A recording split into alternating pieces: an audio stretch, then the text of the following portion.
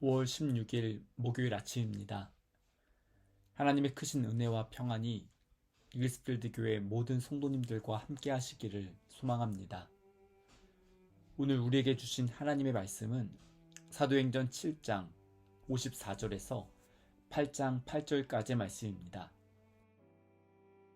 그들이 이 말을 듣고 마음에 찔려 그를 향하여 이를 갈거늘 스데반이 성령 충만하여 하늘을 우러러 주목하여 하나님의 영광과 및 예수께서 하나님 우편에 서신 것을 보고 말하되 보라 하늘이 열리고 인자가 하나님 우편에 서신 것을 보노라 한데 그들이 큰 소리를 지르며 귀를 막고 일제히 그에게 달려들어 성 밖으로 내치고 돌로 칠세 증인들이 옷을 벗어 사울이라 하는 청년의 발 앞에 두니라. 그들이 돌로 스데반을 치니 스데반이 부르짖어 이르되 주 예수여 내 영혼을 받으시옵소서 하고 무릎을 꿇고 크게 불러 이르되 주여 이 죄를 그들에게 돌리지 마옵소서 이 말을 하고 자니라. 사울은 그가 죽임 당함을 마땅히 여기더라. 그날에 예루살렘에 있는 교회에 큰 박해가 있어 사도 외에는 다 유대와 사마리아 모든 땅으로 흩어지니라. 경건한 사람들이 스데반을 장사하고 위하여 크게 울더라. 사울이 교회를 잔멸할새 각 집에 들어가 남녀를 끌어다가 옥에 넘기니라. 그 흩어진 사람들이 두루 다니며 복음의 말씀을 전할새 빌립이 사마리아 성에 내려가 그리스도를 백성에게 전파하니 무리가 빌립의 말도 듣고 행하는 표적도 보고 한 마음으로 그가 하는 말을 따르더라. 많은 사람에게 붙었던 더러운 귀신들이 크게 소리를 지르며 나가고 또 많은 중풍병자와 못 걷는 사람이 나으니 그 성에 큰 기쁨이 있더라. 아멘. 사도행전에는 수많은 설교가 기록되어 있습니다. 사도행전은 초대교회가 세워지고 복음이 전해지는 사건이 핵심 줄거리이기 때문에 여러 편의 설교가 큰 비중을 차지하고 있습니다. 사도행전에서 설교를 하는 사람들도 다양하고 설교를 듣는 회중들 역시 다양한 배경과 문화와 전통을 가지고 있습니다. 설교를 들었던 사람들의 반응 역시 정말 다양했습니다. 사도행전 2장에서 사도 베드로가 설교를 했을 때 3,000명이 회심하고 세례를 받았습니다. 또 사도행전 4장에서는 사도들이 전하는 설교를 듣고 5,000명이 예수님을 믿게 되었습니다. 설교 한번 할 때마다 이렇게 수많은 사람들의 마음이 열리고 복음을 깨닫게 된다면 참 좋을 것 같습니다. 하지만 사도행전에서 설교를 들었던 사람들이 모두가 그렇게 긍정적인 반응을 보였던 것은 아니었습니다. 때로는 무관심하게 등을 돌리는 사람들도 있었고 적대적인 태도를 보이면서 설교자를 강하게 비판했던 사람들도 있었습니다. 오늘 본문 사도행전 7장이 바로 여기에 해당합니다. 스데반은 성령 충만하여 하나님의 말씀을 예루살렘에 있는 유대인들에게 전했습니다. 조상들이 하나님의 뜻을 떠나서 불순종하는 죄를 저질렀던 것처럼 당시 유대인들이 잘못을 되풀이하고 있다는 말씀이었습니다. 7장 51절에서 스데반은 목이 곧고 마음과 귀에 할례를 받지 못한 사람들아 너희도 너희 조상과 같이 항상 성령을 거스르는도다 라고 강하게 비판하면서 당시 유대인들이 하나님의 말씀을 자신들 마음대로 해석하면서 결국 예수님을 십자가에 못 박는 죄를 저질렀다는 사실을 드러냈습니다. 설교를 들은 유대인들의 반응을 54절은 이렇게 말씀합니다. 그들이 이 말을 듣고 마음에 찔려 그를 향하여 이를 갈거늘. 우리가 읽고 있는 개역개정 성경에서는 설교 말씀을 들었던 유대인들이 마음에 찔렸다고 번역을 하였지만 헬라어 성경에서 기록되어 있는 단어는 마음에 조각조각 톱질되었다는 의미입니다. 스데반의 설교를 듣고 유대인들의 분노가 강하게 일어나서 그들의 마음이 뒤틀렸다는 점을 묘사하고 있습니다. 세번역 성경은 이 단어의 의미를 보다 정확하게 살려서 그들은 이 말을 듣고 격분해서 스데반에게 이를 갈았다 라고 번역하였습니다. 하나님의 말씀이 자신들의 생각과 달랐을 때 그 자리에 모여있던 유대인들은 설교를 듣고 나서 격분하였습니다. 그리고 설교자를 향해서 이를 갈며 증오심을 나타냈습니다. 이어서 55절을 보면 스데반이 성령 충만하여 하늘을 우러러 주목하여 하나님의 영광과 및 예수께서 하나님 우편에 서신 것을 보았다고 말하였습니다. 유대인들은 하나님의 말씀을 듣고 나서 격분하였지만 스데반은 자신을 향해서 적대적인 태도를 보이는 사람들 앞에 서 있는 상황에서도 성령 충만을 경험하였습니다. 유대인들과 스데반의 모습이 선명하게 대조를 이루는 장면입니다. 56절을 보면 스데반은 하늘이 열리고 예수님께서 하나님 우편에 서신 것을 보았다고 말했습니다.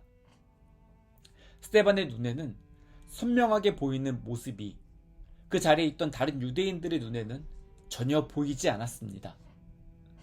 같은 자리에 있었지만 스데반의 눈에만 하나님의 나라와 예수님의 모습이 보였고 다른 유대인들은 영적인 세계를 전혀 볼 수 없었습니다. 성령 충만했던 스데반은 영안이 열려서 하나님의 은혜를 생생하게 경험할 수 있었습니다. 스데반이 보았던 하늘이 열리는 모습은 예수님께서 세례를 받으시고 올라오셨을 때를 묘사하는 장면과 동일합니다. 하늘과 땅이 만나서 하나님 나라와 이 땅이 연결되는 모습을 스데반은 보았습니다. 당시 유대인들은 예루살렘 성전을 가리켜서 하늘과 땅이 만나는 장소로 그렇게 생각하였습니다. 그리고 그 성전 안에 하나님의 임재를 가두려고 하였습니다. 하지만 온 세상을 창조하신 하나님께서 사람들의 손으로 지어진 성전 안에 갇혀 계신 분이 아니라는 사실을 스데반은 선포하였습니다. 그러자 스데반의 설교를 들은 유대인들은 격분해서 스데반을 죽이려고 하였습니다. 정당한 재판 절차도 무시한 채 스데반을 향해서 사형을 집행하려고 하였습니다. 이 땅에서는 공정과 정의가 무너졌지만 하나님 나라의 법정에서는 예수님께서 자리에서 일어나셔서 스데반을 변호하시는 것 같습니다. 신약 성경에서 하나님 나라에 계시는 예수님을 표현할 때 대부분 보좌에 앉으신 모습을 묘사합니다. 하지만 오늘 본문은 예수님의 모습을 독특한 모습으로 기록하고 있습니다. 예수님께서 자리에서 일어나셔서 하나님 우편에 서 계셨다고 말씀합니다. 초대교회 최초의 순교자였던 스데반의 죽음 앞에서 예수님께서 가만히 앉아 계시지 않고 자리에서 일어나셨던 모습을 보여주고 있습니다. 스데반이 경험하고 있는 신비한 영적 체험을 듣고 유대인들은 신성 모독이라고 판단하였습니다.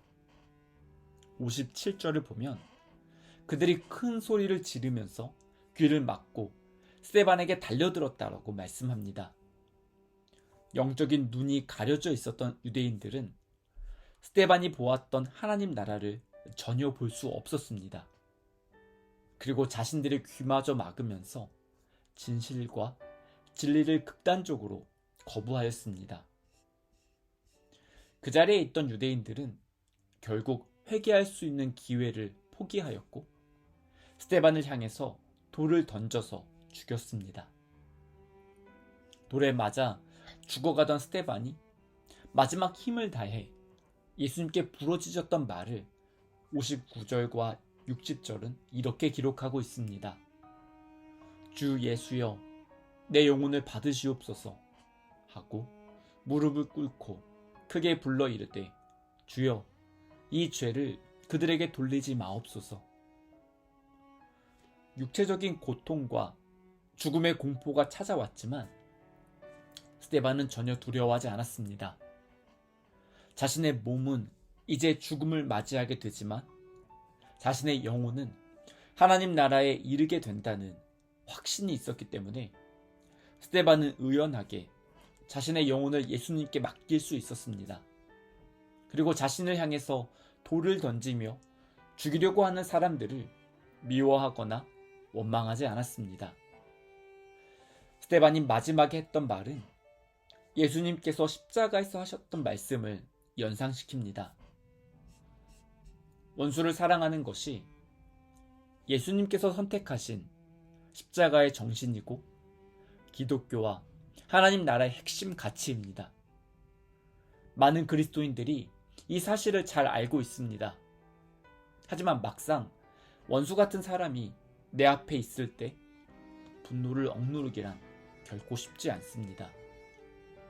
원수 같은 사람이 나를 향해서 돌을 던지고 그 돌에 맞아서 내 몸과 마음이 죽어가는 상황이 되었을 때 스데반이 했던 말처럼 원수 같은 사람을 용서하기란 결코 쉽지 않습니다.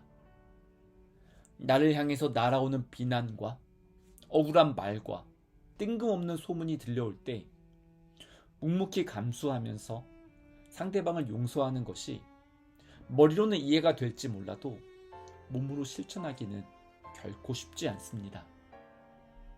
성령 충만한 은혜를 경험하지 않고는 이 말씀을 따라 살아가는 길이 결코 쉽지 않습니다. 초대교회 최초의 순교자였던 스데반은 성령 충만함으로 좁은 길을 걸어가며 예수님께서 걸으셨던 길을 뒤따라갔습니다. 원수를 사랑하라는 예수님의 가르침을 머리로만 깨달은 것이 아니라 그 말씀을 마음 깊이 새기며 자신의 생각과 고집과 혈기마저 모두 내려놓았기 때문에 가능한 일이었습니다. 60절의 뒷부분은 스데반의 마지막 모습을 이렇게 기록하고 있습니다. 이 말을 하고 자니라. 스데반이 돌에 맞아 죽었다는 사실을 그 자리에 있었던 사람들도 알고 있었고 사도행전을 기록한 누가 역시 분명히 알고 있었습니다. 더욱이 누가의 직업은 의사였기 때문에 잠자는 것과 죽음을 혼동했다고 볼 수 없습니다. 하지만 오늘 본문은 스데반의 죽음에 대해서 이 말을 하고 자니라 라고 말씀합니다. 잠잔다는 행동은 시간이 지나고 나면 잠에서 깨어난다는 행동을 암시합니다. 스데반의 죽음을 사도행전 기자는 이 말을 하고 자니라 라고 말씀하면서 스데반이 하나님 나라에서 다시 부활하게 될 것을 암시하면서 말씀하고 있습니다. 세상적인 기준으로 봤을 때 다른 사람들에게 무시를 당하고 비참하게 죽은 것 같지만 영적인 관점에서는 하나님 품에 안겨서 안식을 누리며 잠자고 있는 모습이었습니다. 하나님 품에 안겨있는 성도들에게 때로는 감당하기 힘든 고난이 찾아올 수 있지만 그 어떤 고난도 하나님의 사랑과 은혜에서 우리를 끊어낼 수 없습니다.